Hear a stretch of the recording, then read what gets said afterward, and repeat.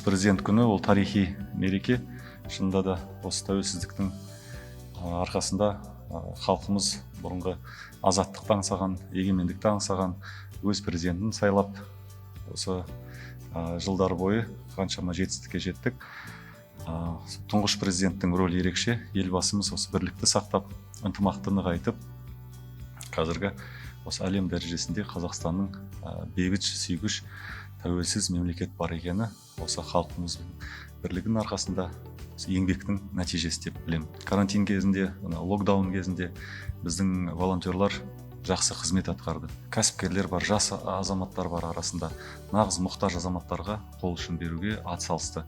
Соған президентіміздің жарлығына сәйкес халық алғысы деген марапат биыл енгізілді. Сол марапатымызды бергелі өздеріңізбен бірге бас қосып тұрмыз.